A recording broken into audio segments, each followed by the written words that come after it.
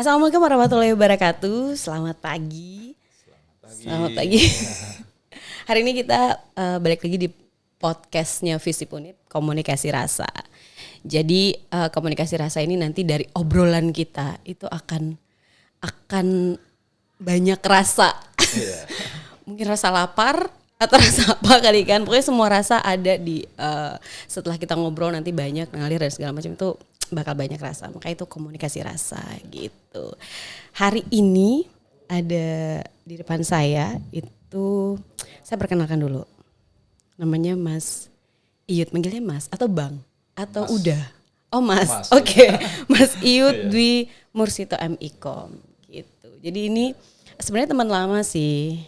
Mungkin Mas Iyutnya nggak ingat gitu. Karena memang kita satu angkatan loh sebenarnya. Satu angkatan beda jurusan ya? Iya, beda jurusan. Karena kan dulu GB ya, sempit loh. Betul. Jadi kelihatan banget ini anak D3 yang mana.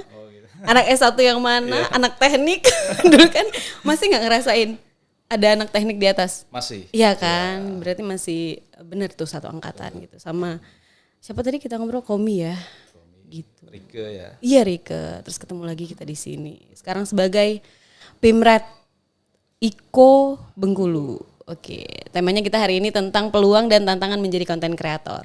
Nanti ceritain tentang Iko Bengkulu apa dan segala macam itu. Tapi sebelumnya mau cerita-cerita yang lain dulu. Kita mundur sedikit. Ya. Kan Mas Iyut ini yang koreksi ya kalau salah. Ya. Info yang saya dapat itu sudah menjadi pekerja media dari 2009. Betul. Benar? Wah, itu berapa tahun jadinya? Sekitar 13 tahun. 13 tahun. Ya. Kuliah pertamanya D3 jurnalistik. Terus lanjut ya kan, masih ke media juga. Betul. Liputan-liputan. Ya. Itu secinta itu sama media atau jurnalis? Jurnalisme maksudnya? Ya. Awalnya saya kan sebagai alumni ya D3 jurnalistik, dan disitulah sebenarnya bibit-bibit atau bakat jurnalistik itu muncul gitu ya. Okay. Sebenarnya dulunya sebelum masuk juga ini jurusan apa gitu kan. Bukan dari awal waktu SMA gitu. Kayaknya emang dari SMA tuh udah suka report-report terus jadi nanti ngambilnya D3 jurnalistik, dia bukan gitu. Ya di SMA tuh memang juga sering sih nulis gitu ya. Cuman kalau lihat dari semua jurusan yang ada di UNIP ini, kok kayaknya kemampuan saya yang dulu milihnya komunikasi gitu. Komunikasi nggak lulus, akhirnya D3, dan D3 itulah baru kita menggali lebih dalam tentang bakat kita menulis itu gitu. Nah di situ kemudian tamat D3 langsung kita melamar di Bengkulu Express waktu itu. Jadi tahun tamat itu sekitar akhir 2007 ya. Kemudian 1 tahun belum ke Jakarta dulu mencari kerja kan. Apa tuh kerjanya? Media juga jangan-jangan? Belum. Oh bukan, belum. Jadi pernah bekerja sebagai sales motor ya. Nah, kemudian 3 bulan mencari lagi peluang, pernah bekerja kemudian ke kolektor. Ya. Kolektor, Ya sebenarnya itu kan di kota ya, memang harus bekerja, harus menghasilkan uang, sehingga apapun bekerja yang di depan itu yang berpeluang maka kita ambil gitu. Nah setelah berjalan 1 tahun ini mikir, ini kayaknya saya harus mengaplikasikan ilmu jurnalistik gitu. Akhirnya saya pulang ke Bengkulu.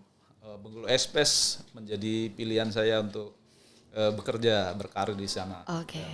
2009. Nah, sampai kira-kira terakhir itu kemarin ya, 2002. Jadi saya di Bengkulu Express itu mengawali dari wartawan, kemudian koordinator liputan, kemudian naik menjadi redaktur, setelah itu wakil Pimret, dan terakhir pemimpin redaksi. Pemimpin redaksi sudah 5 tahun, jadi tahun 2000 Mei tepatnya kemarin baru kita berpikir kayaknya saya butuh pengalaman yang lain, saya harus resign gitu. Wow, menarik banget. Tapi boleh tahu gak sih dari pernah jadi sales, debt collector tadi ya, sampai ada di titik ini jurnalis nih gitu, itu apa sih momennya? Momennya mungkin ketika saya berada di Bekasi waktu itu, kemudian kan kok di kota besar ini keras kehidupan gitu ya, sehingga nelpon lah beberapa teman yang di Bengkulu, dia wartawan yang justru jurusannya itu bukan dari jurnalistik gitu. Oh, banyak ya yang kayak gitu ya? Iya, jadi kok kelihatannya lebih enak gitu kan. Baru berpikir, saya kan justru yang dari jurnalistik kenapa nggak terjun gitu. Akhirnya itulah baru berpikir untuk menekuni dunia jurnalistik gitu. Pernah nggak nyesel atau ngerasa aduh nggak deh pengen cobalah selain media gitu? Menyesal sih enggak ya, karena di selama menekuni dunia jurnalistik ini banyak hal-hal yang saya dapatkan.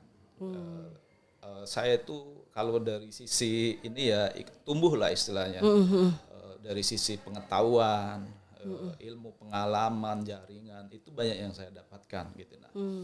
Bahkan setelah menjadi jurnalis, apalagi dalam tempo 13 tahun ya, itu ya banyak kemudahan-kemudahan yang didapat gitu. Karena lihat mungkin pengalaman, jaringan dan sebagainya seperti itu. Jaringan ya, berarti yang paling ngerasa banget tuh jaringan gitu. Terus tantangannya tuh apa sih? Atau pernah nggak sih kan? Kadang kita udah ngejalanin gitu ya. Kita tuh udah ngejalanin kerjaan udah cukup lama gitu. Terus ada kita kadang satu titik kok capeknya nggak enak gitu. Kok capeknya tuh kayak ini bukan saya atau kayaknya bukan saya banget ya passionnya, kayak mungkin harus ganti tempat atau apa. Pernah nggak sih kayak gitu? Karena dari awal tuh D3 jurnalistik loh, maksudnya sangat bisa konsisten apa nggak pernah terbelok-belok begitu? Pada satu titik kadang jenuh itu ada ya, bekerja itu kan tuntutan, apalagi dunia jurnalistik itu ya keras lah gitu. Iya. Harus mengejar deadline dan hari ini selesai udah memikirkan besok gitu ya. Pada posisi waktu saya jadi pimpret juga seperti itu. Jadi memikirkan apa yang dikerjakan teman-teman itu, isunya apa gitu. Hari ini selesai, besok memikirkan lagi udah. Jadi kadang ya Pak, misalkan bangun tidur itu kadang sudah memikirkan apa yang mau dikerjakan. Jadi ada titik kejenuhan, capek itu ada. Tapi saya juga banyak saya mencari kegiatan lain yang itu untuk menghilangkan rasa jenuh. Salah satunya ya mengajar gitu ya. Saya kan mengajar di dua universitas ya, di UMB dan UIN tentang jurnalistik. Gitu. Jurnalistik lagi? Iya. Astaga, gitu. Jadi mencari kegiatan lainnya tetap rumpunnya. Tetap jurnalistik. Betul. Gitu ya. Karena mungkin kirain apa tadi mengajar golf mungkin kan, mengajar apa memancing gitu kan agak beda ya. Ini enggak jurnalistik juga. Karena saya pikir kan juga apa yang kita dapatkan selama berkarir jurnalistik itu penting juga untuk dibagikan kepada mahasiswa-mahasiswa yang sekarang kan tahapannya masih belajar. Jadi pengalaman-pengalaman kita bagikan seperti itu. Jadi ya intinya kita bisa, jadi ilmu yang kita peroleh itu nggak hilang gitu ya. Jadi disampaikan kepada mahasiswa sehingga ketika mereka ingin terjun ke jurnalistik setidaknya sudah punya gambaran oleh orang yang sudah menekuni selama 13 tahun gitu di bidang jurnalistik. Tapi gitu. Senang juga jadi dosen? Ya. Nah jadi dosen senang, tapi juga ada menguji kesabaran menguji juga. Kesabaran gitu. Ya benar. Menguji kesabaran. Kalau kita mau belajar sabar tuh menjadi dosen gitu. Betul, ya. Oke. Tapi terus kalau misalnya jadi dosen itu kalau misalnya kita pas lagi nggak sabar, ingat kalau kita juga pernah jadi mahasiswa. Kadang-kadang mau, tapi oke, dulu kita juga kayak gitu. Jadi tenang, sabar. Ini ujian. Sama ya, Iya. sama ya. Kadang kita kan sebagai jurnalis yang kadang waktu itu sangat penting, disiplin gitu kan. Misalkan jam sekian, maka sebelum ini harus sudah tepat. Ketika kita kuliah kadang ya kita menunggu kadang ketika sesuatu kadang ingin tapi kadang memaklumi gitu kan. Beda nggak tapi karakternya sama kan dulu kan juga pernah ngambil jurnalistik gitu kan. Terus sekarang mengajar jurnalistik tuh mahasiswanya beda nggak sama kita dulu gitu sama sekarang beda nggak sih? Mungkin apa ya bedanya kalau sekarang kalau dulu itu belum banyak fasilitas sebenarnya mau belajar juga susah ya. Misalkan ya dulu kan belum media sosial belum banyak gitu ya. Jadi ketika belajar waktu dulu banyak teman-teman juga itu terjun langsung ke media gabung gitu ke lapangan. Jadi agak lebih sulit dan menantang gitu. Kendaraan juga kalau dulu kan nggak semua mahasiswa itu punya kendaraan kan. Gitu. Nah, tetapi itu yang dilakukan. Ternyata sebenarnya D3 jurnalistik itu banyak menamatkan orang-orang yang sukses di bidang jurnalistik gitu. Ada yang jadi JM, ada yang jadi berkarir sukses lah di jurnalistik. Nah, di sekarang ini sebenarnya fasilitas untuk belajar itu lebih banyak. Misalkan bisa kalau TV misalkan itu bisa berpraktek membuat praktek berita, kemudian diupload di YouTube. Gitu. Kemudian kalaupun menulis bisa untuk di media online gitu. Nah, atau konten kreator? Ya, konten kreator untuk menjadi bikin website gitu ya. Mungkin yang beda kan semangatnya. Semangatnya ini kalau sekarang ini semangat mahasiswa itu misalkan lebih ditekan lagi, itu akan lebih mudah, lebih ya untuk kesuksesannya itu di bidang jurnalistik mungkin akan lebih terbuka gitu ya. Banyak fasilitas tetapi juga banyak tantangan juga gitu ya. Banyak persaingan dan lain sebagainya. Gitu. Itu yang membedakan. Maka karena banyak persaingan, ya sekarang ini harus lebih giat dan lebih semangat lagi untuk belajar di bidang jurnalistik ini. Gitu. Karena terlalu instan juga gak sih? Karena sekarang kan banyak banget tempat mereka. Kalau kita kan dulu nyari internet itu ya Allah susah banget ya gak sih? Belum ada wifi, cuma ada satu kabel dulu inget banget di dekanat itu buat kita nyolokin ke laptop dan itu gantian. Terus kalau mau ngirim tugas email tuh warnet cuma 1 atau 2 sih di Bengkulu dulu.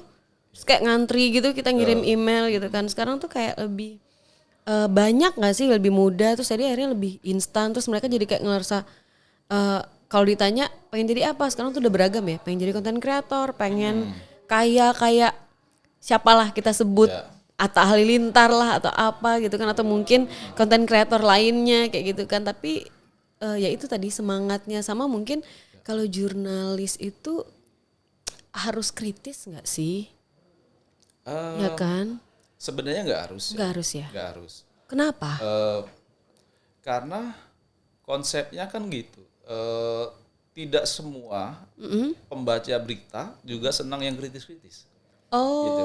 Oke. Jadi kita lihat misalnya berbicara jurnalistik itu sebenarnya tidak harus politik tidak harus pemerintah, tetapi hiburan itu juga bisa menjadi konten jurnalistik. Gitu. Nah, karena ini era digital, nah sebenarnya ini kan menjadi ya peluang lah ya untuk mahasiswa sekarang ya yang mungkin sedang belajar. Ini peluang gitu. Tadi persepsi bahwa seorang jurnalistik harus kritis itu tidak menurut saya tidak sepenuhnya benar ya.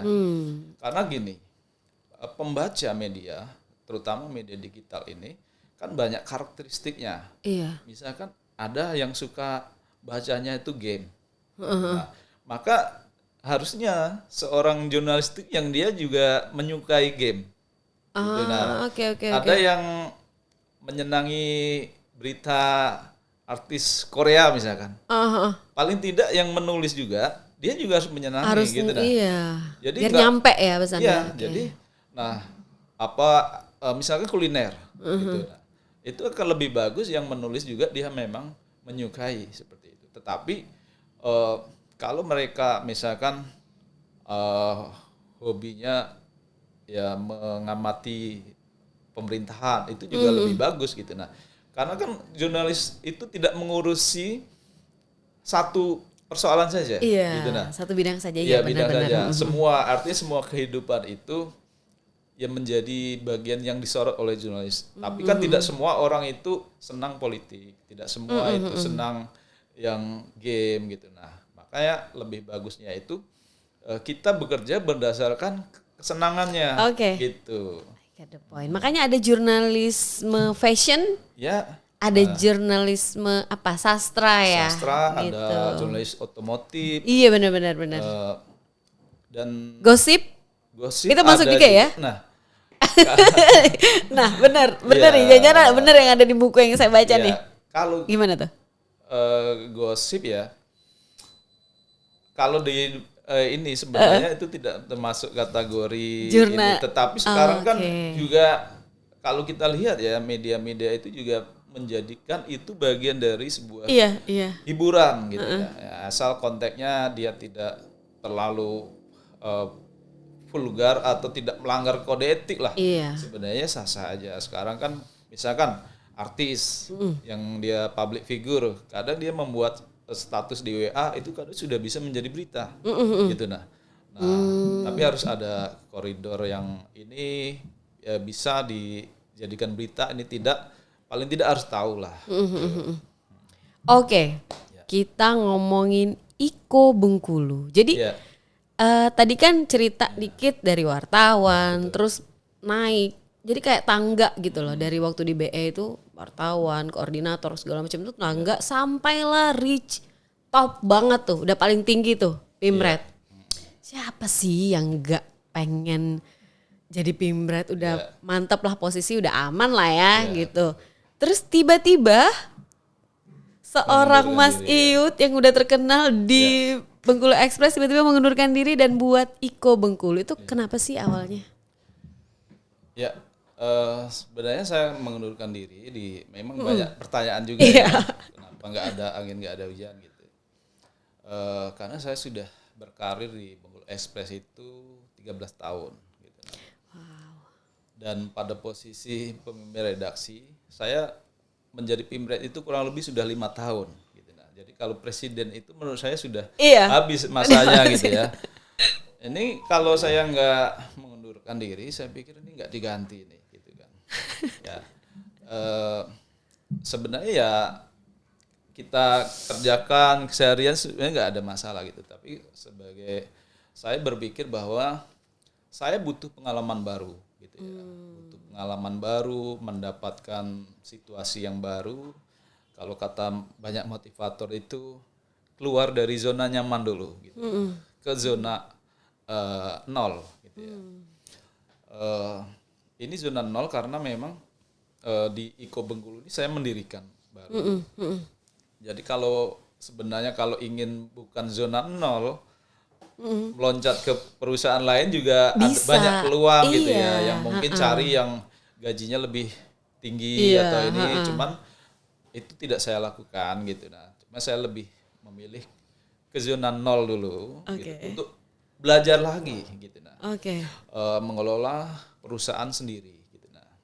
Nah, Iko Bengkulu ini sebenarnya kemitraan dengan Pikiran Rakyat, Pikiran Rakyat Media Network. Jadi websitenya dibikinkan, kemudian saya tinggal ngisi, kemudian mengelola konten kreator lah nanti untuk bergabung di Iko Bengkulu gitu. Nah, tapi prinsipnya sebenarnya ini lebih ke entrepreneur. Jadi saya kan memiliki pengalaman tadi, saya berpikir saya harus memiliki perusahaan sendirilah di bidang media ini yang nanti sampai kapanpun ini tetap menjadi milik saya gitu. Nah, kalau sebelumnya kan saya sebagai karyawan saja gitu. Nah, ketika saya pensiun ya sudah gitu. Nah, tapi saya ingin menciptakan perusahaan sendiri, saya kelola, kemudian merekrut lapangan kerja gitu ya, merekrut siapa yang mau bergabung, dan ke depan ini tetap menjadi milik saya kan seperti itu. Jadi awal mula berdirinya Iko Bengkulu itu seperti itu. Nah, dari cetak ke online. Ya. Enakan yang mana? Pertanyaan jebakan banget ini. Kalau bicara enak, ternyata lebih enak dicetak. Oh, oke. Karena cetak itu ada jeda waktu. Oke. Ya, misalkan hari ini nyari berita itu terbitnya baru besok, jadi lebih santai. Ya. Ketika di online ini kita harus membaca apa yang lagi tren detik ini, jam ini gitu. Jadi sebenarnya harus update gitu. Jadi harus lebih banyak juga kalau editor atau redaktur itu di depan komputer juga memantau. Jadi seperti balapan juga. Iya gitu ya, kayak balapan ya. Maka kalau timnya itu masih sedikit, ya agak capek juga. Capek gitu. juga ya, oke. Tapi kalau misalkan banyak, bisa berbagi pekerjaan, nah itu agak ringan juga. Intinya, ya sama-sama lah. Ya, Sama-sama ya, ada sama-sama plus minusnya lah ya. gitu ya. Itu cuma karena mungkin ini sesuatu yang baru kan, Betul. tapi bukan berarti ini juga tidak tidak nyaman. Ini pasti karena sesuatu yang baru aja, baru dipelajari, terus harus ngikutin banget gitu kan. Karena memang kalau ada beberapa orang yang memang kenapa nyaman dicetak gitu kan, kayak bau-bau kertas, apanya itu kan emang lebih nyaman. Kalau di web itu apa ya, kayak kurang apa gitu kalau membaca gitu kan. Iya. Kurang gimana ya gitu Kurang kayak. puas lah. Iya, kayak kurang puas, kurang apa ya? Mungkin karena memang nggak tahu ruangnya mungkin sedikit atau apa, lebih banyak audio visual ya. Lebih banyak audio visual. Pokoknya kalau misalnya liputan gitu kan, beritanya paling ada video terus sedikit banget penjelasannya. Tapi kalau dicetak kan detail, lengkap betul. gitu kan. Jadi mungkin lompatannya itu kalau dari sisi medianya itu ada kelemahan dan kekurangan masing-masing. Ya. Itu dari sisi medianya juga. Tapi kalau kita lihat eranya ke depan, ini juga media cetak itu juga nggak boleh lengah juga. Karena kalau misalkan lengah, kemudian ini kan generasi yang berbeda ya. Iya benar. Generasi yang lebih muda sekarang, misalkan itu kan sedikit juga yang membaca media gitu. Nah, kalau kemudian generasi ini kemudian sudah tua kan, sudah menggantikan. Nah, itu kan juga menjadi makanya sebaiknya media itu juga harus membaca situasi. Ya, situasi artinya jangan hanya fokus pada satu generasi aja, tapi generasi yang lain itu juga harus digarap sehingga paling tidak terbiasa dulu membaca media koran misalkan kan seperti itu. Oke. Ya. Iya sih. Memang nggak mudah sih bersubstitusi dari bertransformasi dari cara-cara yang konvensional atau tradisional ke digital, itu kan sangat tidak mudah. Dan beberapa kelompok masyarakat ini berdasarkan penelitian itu kayak gagap gitu. Jadi padahal sekarang kan kita kalau misalnya sederhananya aja, kita nggak bawa cash kayak hari apa gitu, aku nggak bawa cash. Jadi lagi nggak bawa cash, terus lapar banget, belum sampai rumah tuh pokoknya udah lapar banget, berhenti di satu tempat itu udah bisa lo makan karena eranya kan ya. Betul. Emang eranya udah digital, udah memang udah udah kayak gini. Dia mau nggak mau yang konvensional harus fit in ya, harus nyocokin ke era sekarang kayak gitu. Terus kira-kira ada nggak sih teman-teman yang, maksudnya bukan teman-teman, yang lain tuh sepemikiran nggak sih sama Mas Yud yang dicetak-cetak gitu atau mereka memang masih kekeh enggak sih? Enggak, ya. Sebenarnya ya sepemikiran ya, gitu ya. Karena kan sekarang juga media cetak itu sudah menyiapkan media online juga.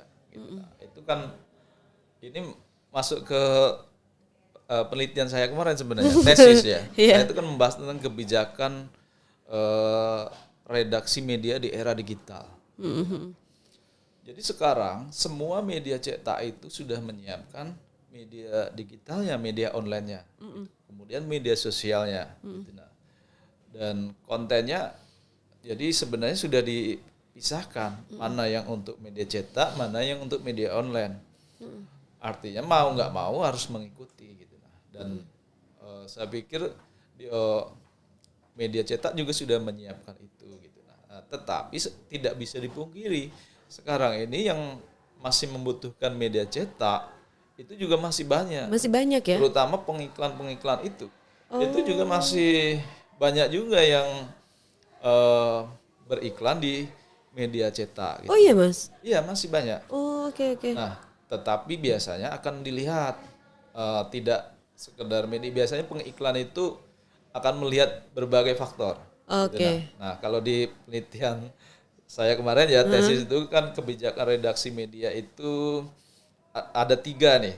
Kalau ingin tetap eksis sih, tidak hanya media cetak aja, Iya oke. tetapi juga media online. Yang pertama kebijakan di produk, ya.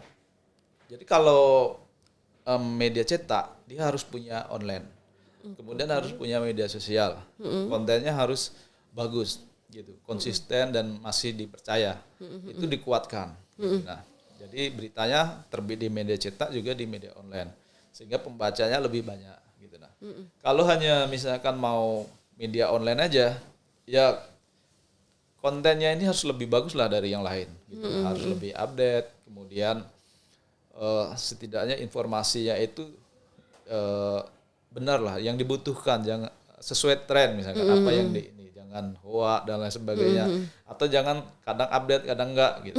Ya, nah, itu yang pertama. Kedua SDM. SDM. Ya, SDM ini sangat penting di sebuah perusahaan media. Nah, dicetak misalkan. Nah, itu harus terus menyiapkan orang yang memang siap bekerja sebagai jurnalis, sebagai pemasaran dan lain sebagainya. Nah, kalau misalkan mencari wartawan aja susah, nah itu akan menjadi sangat sulit ke depannya, gitu ya. Karena menjadi jurnalis itu kan nggak gampang ya. Berarti harus bisa nembus narasumber ini. Nah, banyak media yang ketika SDM-nya habis tidak bisa mencari penggantinya juga, gitu. Nah, itu akan kesulitan. Gitu. Kenapa tuh Mas? Susah banget nyari penggantinya. Karena di beberapa penelitian mahasiswa tuh hasilnya hampir selalu sama setiap media yang mereka teliti ya, kurangnya SDM. Nah itu kenapa sih sebenarnya? Kenapa susah gitu maksudnya? Iya, karena mungkin masih banyak memandang bahwa pekerjaan jurnalis itu berat ya. Berat, kemudian ya memang berat. Gitu ya. Ya memang berat. Ya banyak yang mungkin sudah coba agak 2 bulan 3 bulan nggak kuat, gitu. Akhirnya mundur gitu ya. Oke. Kalau dulu mungkin itu meskipun berat itu agak dijalani. Tetap gitu. dijalanin ya. Nah sekarang ini Itu kan tadi semangatnya beda ya kata beda. Mas. Oke. Nah, mungkin sekarang tuh kan lebih banyak terbuka pekerjaan-pekerjaan yang tadi, yang enak, yang disenangi. Jadi kadang bekerja sesuai dengan kesenangannya. Itu mungkin banyak juga faktor itu kan. Gitu. Jadi kalau saya lihat misalkan orang sekarang dia tidak senang bekerja penuh tekanan, dimarah-marah, itu nggak mau. Kalau dulu dimarah-marah ya udah makanan. Iya, gitu. memang. Nah, seperti itu. Jadi SDM. Kemudian ya harus dilatih SDM itu. Dia harus bisa melakukan liputan yang bagus, gitu kan. Nah, itu kuncinya di situ.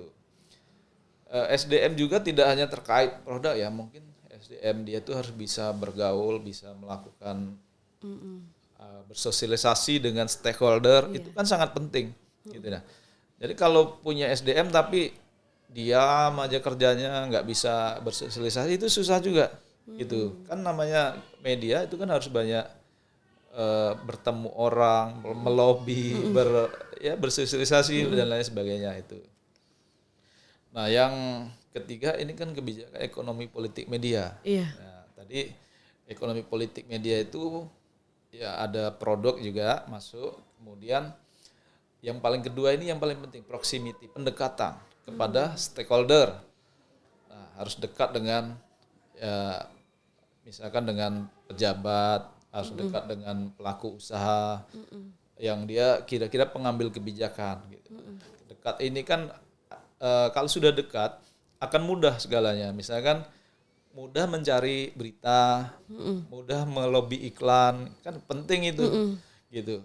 Kalau nggak dekat, nggak kenal, ya susah gitu. Nah, meskipun nulis terus artikel cuman nggak dikenali gitu. Karena sekarang pemasang iklan itu juga lebih memilih siapa yang dekat gitu. Nah, jadi itu sangat penting.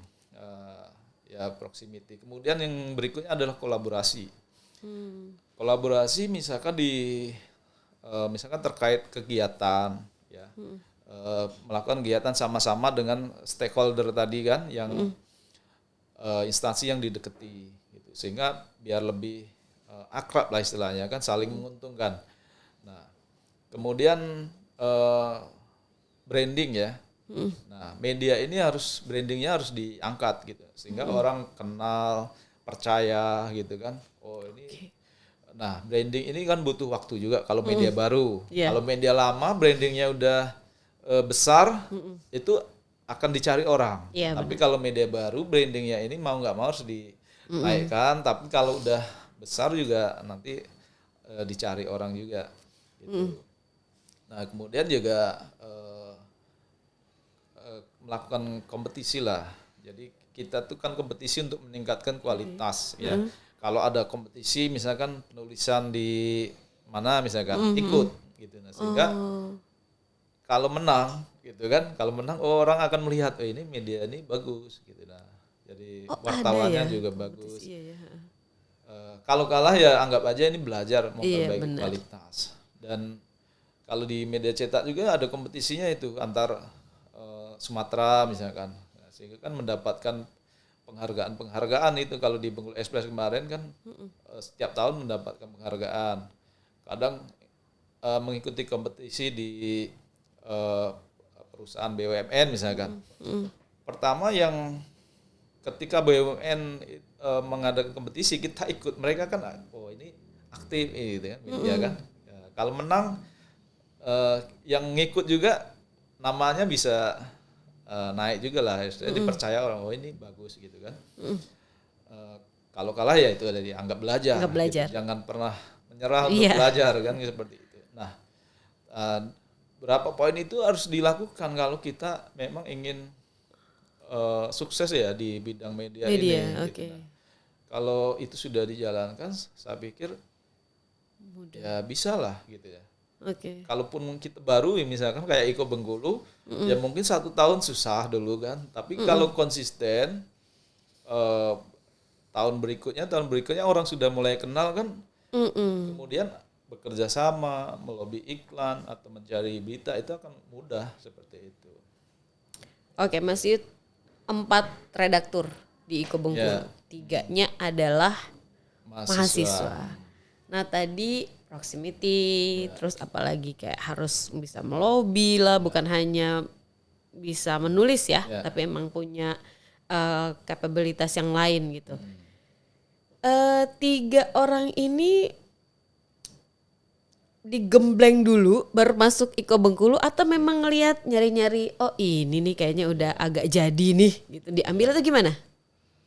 3 orang itu sebenarnya diamati dulu ya, diamati dulu. Kemampuan menulisnya gitu ya. Kemudian setelah itu memang saya ajak bergabung gitu ya. Dan berikutnya memang diajari gitu ya. Diajari bagaimana bertemu narasumber, bagaimana melobi iklan gitu. Memang berapa kali saya ajak untuk bertemu gitu. Nah, tetapi karena posisinya masih mahasiswa, hal yang paling utama yang saya tekankan jangan sampai mengganggu kuliah gitu ya. Karena saya juga dosennya kan, Iya. nanti kalau gara-gara ini nggak tamat kan kita Iya. juga yang Dan pernah berapa tahun? ya. S1 apa lamanya itu? Iya, jadi waktu menyelesaikan S1-nya itu saya juga karena kerjaan kan itu harusnya 2 tahun, selesai 5 tahun. Iya, gitu. jadi jangan mahasiswa jangan mengulang kesalahan yang dulu gitu Iya, ya. betul. Gitu. Oke. Karena harapan mereka itu kan menyelesaikan kuliah. Tetapi pada prinsipnya mereka itu belajarlah dulu di sini gitu nah. Untuk setidaknya belajar menulis, kemudian melihat dunia jurnalis, kemudian berwirausaha kan. Nah, ke depan itu ya terserah gitu nah. Apakah misalkan ingin berkarir sendiri atau ingin tetap bergabung di sini atau membuat media-media baru itu ya saya serahkan atau menjadi pilihan masing-masing gitu. Pada prinsipnya media Iko Bengkulu itu sebagai sarana belajar gitu ya. Sarana belajar. Terus apa namanya? Boleh loh diminum. Iya. Mas, aku minum dulu loh. Seru banget. Iya. Jadi kayak apa ya? Memvalidasi apa yang tadi Mas Iut sampaikan tuh, memvalidasi apa yang teman-teman teman-teman saya yang juga sebagai jurnalis, sebagai wartawan, reporter itu pernah cerita gitu. Tapi memang memang bisa membuat saya tuh masih kadang suka suka membayangkan ini teman-teman secinta itu loh sama media gitu kan. Padahal benar tuh tadi dengan kemampuannya dia itu sebenarnya dia bisa melompat ke tempat yang lain. Betul. Gitu kan. Tapi memilih untuk stuck di satu tempat gitu kan. Terus memilih untuk apalagi kalau misalnya ngajak mau nggak ngisi ini ya di kelasku ekonomi politik media atau apa gitu kan.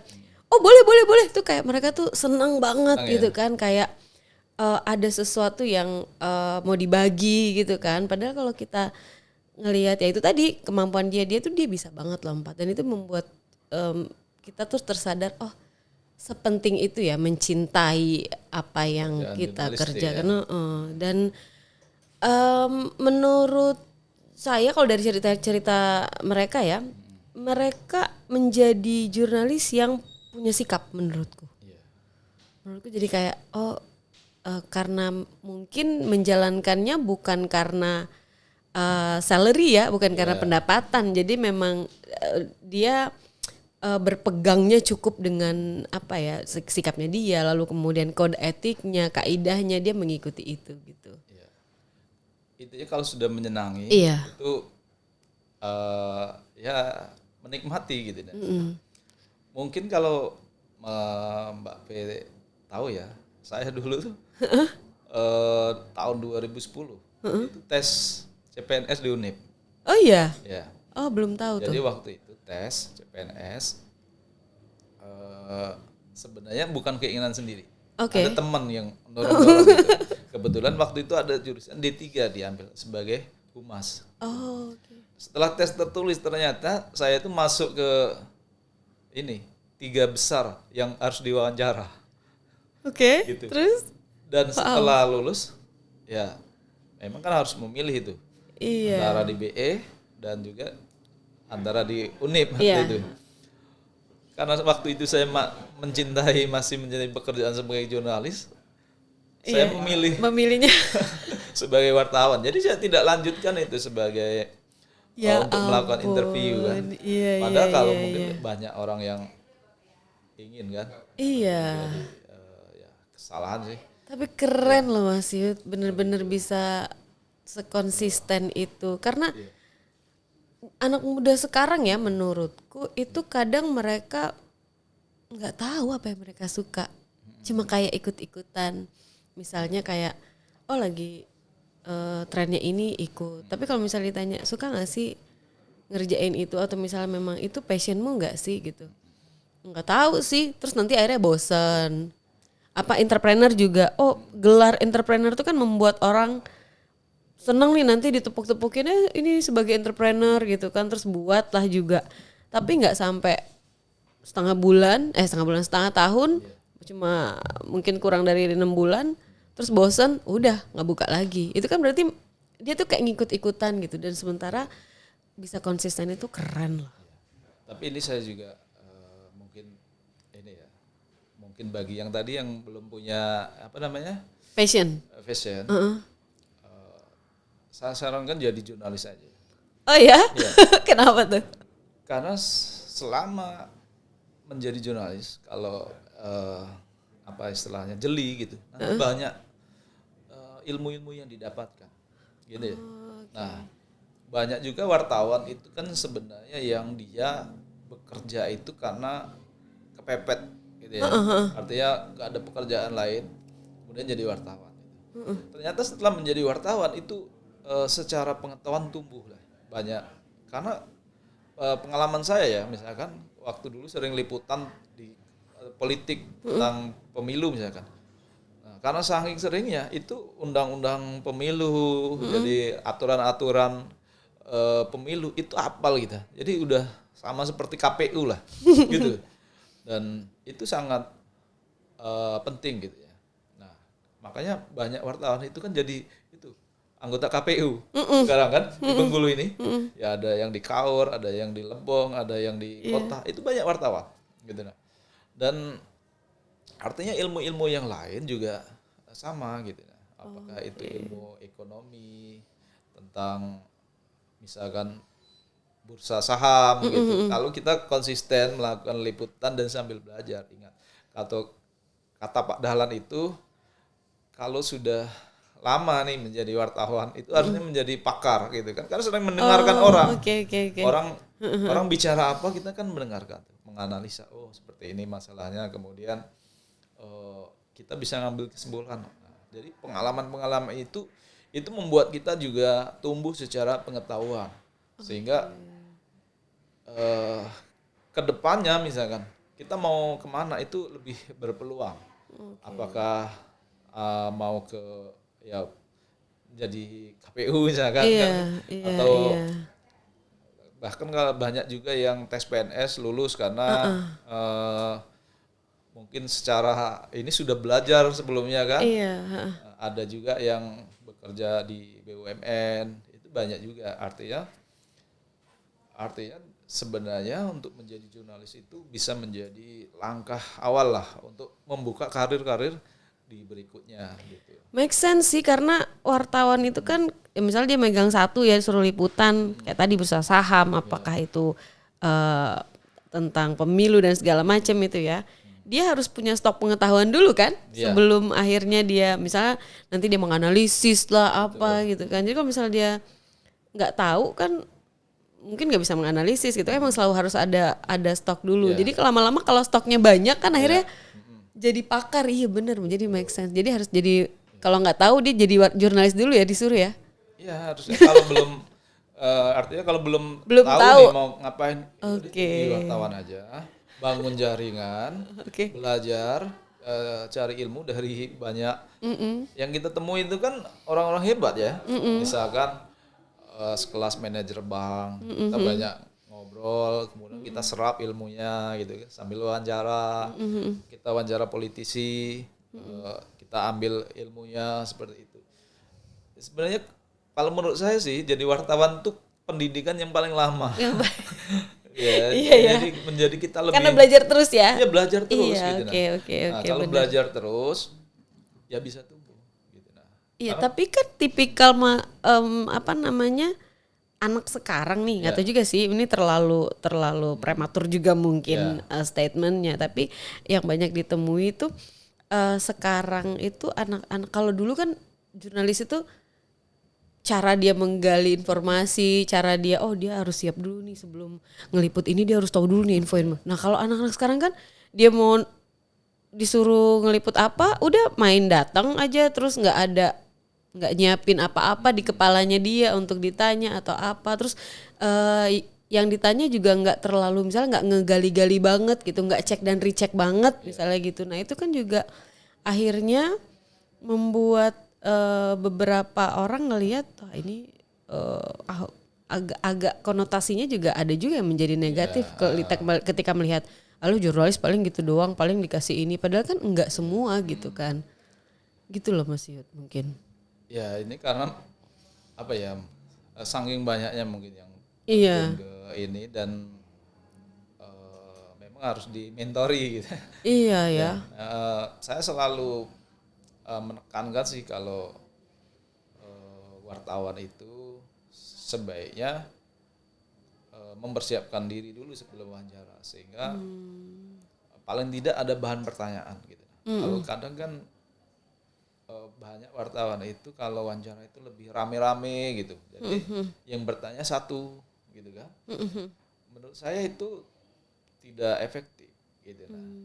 Lebih baik wawancara sendiri aja, temui, nanti itu lebih fokus gitu. Saling narasumbernya menerangkan, yang kita juga mendengarkan gitu. Jadi itu akan lebih bermanfaat untuk wartawannya itu sendiri. Karena pasti narasumber itu akan mengenali nih, ini yang wawancara. Tapi kalau rame-rame, ini nggak ingat. Narasumber itu nggak ingat siapa kemarin yang wawancara gitu kan. Gitu. Jadi kalau saya selama di Bengkulu Express, itu saya tekankan wartawan saya kemarin. Kalau wawancara itu nggak usah rame-rame gitu kan. Kalau rame-rame cukup pantau aja ada nggak penting pertanyaan wartawan lain itu gitu nah. Kalau ada yang penting ini catat gitu. Nah, kalau nggak ada penting ya udah lihat aja gitu nah. Tapi kalau seandainya kita sudah punya bahan penting, kita nggak perlu rame-rame, kita tinggal hubungi narasumbernya itu untuk wawancara sendiri gitu. Iya. Jadi itu akan lebih efektif gitu nah. Nah itu harusnya yang harus dilakukan oleh wartawan misalkan yang baru-baru. Nah itu sebaiknya seperti itu gitu. Jangan terlalu berkelompok, bukan nggak boleh berteman ya, tapi kan itu tadi kita ini perlu ya strategi lah di dalam menjalani aktivitas jurnalistik kan. Kalau berita sama misalkan, kalau misalkan kita wawancara rame-rame, berita kan sama. Jadi orang juga bacanya mungkin cukup satu aja kan, satu media sudah cukup gitu nah. Tetapi kalau sendiri misalkan eksklusif, minimal media lain nggak ada. Gitu.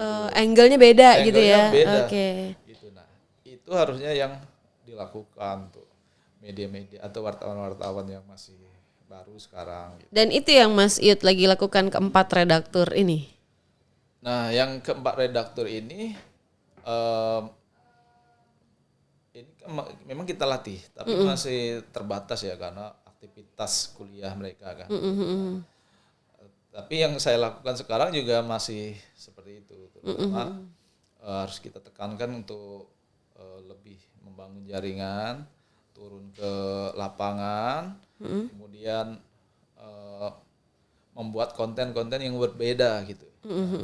Karena memang visinya Iko Bengkulu itu lebih hiburan, karena kan media-media online di Bengkulu itu semua pemerintah itu, pemerintah ini dan Iko Bengkulu saya tekankan harus ada hiburan, misalkan berita tentang artis, tentang kuliner, kemudian tentang ceramah-ceramah ya, khasanah istilahnya, itu yang kemudian wisata itu yang lebih digali sehingga menghadirkan sesuatu yang berbeda gitu nah alhamdulillah baru 2 bulan lebih ya, trafiknya itu juga sudah bagus gitu nah. Artinya ternyata banyak juga yang membaca gitu nah. Dan yang membaca itu kalau kita lihat Iko Bengkulu itu tidak hanya Bengkulu gitu nah. Untuk menurut statistiknya di Sumsel itu banyak juga yang baca, kemudian di Jakarta, Jawa itu ada juga gitu nah. Jadi pembacanya itu kalau di dunia digital itu bukan Bengkulu aja, tetapi juga luar Bengkulu juga membaca gitu. Nah. Itu salah satu peluang ya bisa kita bilang ya, karena digital ini memang menghilangkan jarak dan waktu gitu ya. Dan Iko Bengkulu kemarin waktu search di Google itu dia paling atas loh. Oh gitu, Iko Bengkulu ya. Iya, pas kemarin tuh kan Iko Bengkulu gitu kan, nyari tau deh gitu kan, Iko Bengkulu, terus langsung paling atas kalau di Google. Oh gitu. Iya, jadi kayak oke, langsung about us Iko Bengkulu. Gitu, pas diklik oh iya ini bener gitu. Jadi emang banyak banget, ada hiburan, ada apa-apa gitu ya. Pengen banget sebenarnya ngobrol lagi tapi kita terbatas waktu. Banyak banget tadi rasa, seperti yang saya bilang di awal tadi, komunikasi rasa itu banyak banget rasa yang akan muncul tadi kayak berarti yang aku bisa highlight adalah Mas Iyut itu sangat mau belajar, sangat challenge diri sendiri gitu ya, sangat itu penting ya, karena kalau misalnya nggak challenge diri sendiri, mungkin sekarang masih sebagai pimret itu gitu kan, nggak masih di zona itu gitu kan, dan kembali ke tempat yang kembali ke nol kata Mas tadi, kembali ke nol terus belajar lagi hal baru itu sebenarnya nggak mudah, tapi semangatnya terus dibawa, terus challenge diri sendiri, dan mungkin itu yang perlu ada di setiap diri seorang jurnalis ya nggak sih, gitu kan, seorang wartawan itu kayak harus challenge diri sendiri, harus mengembangkan diri sendiri gitu. Terus peluang tadi kita udah bahas, kayaknya berpeluang banget karena selama ini orang ngelihat berita tuh sesuatu yang membosankan, tapi ternyata dari tadi yang menarik juga dari YouTube ceramah dari ustadz yang disenengin gitu kan, itu bisa dirubah menjadi tulisan ya. Gitu. Jadi hobi. Iya, dan itu akhirnya memberi manfaat, memberi informasi gitu kan. Buat orang-orang yang mungkin bukan audio visual kan, orang nih jenisnya macam-macam nih. Ada yang audio visual cuma bisa ngelihat TV aja, ada yang nggak bisa, nggak nyaman dengan ngeliat TV, mungkin nyamannya membaca, itu terpenuhi juga gitu ya. Jadi menarik sekali, kapan-kapan datang lagi cerita banyak lagi Mas Iyut. Makasih banget Mas Iyut.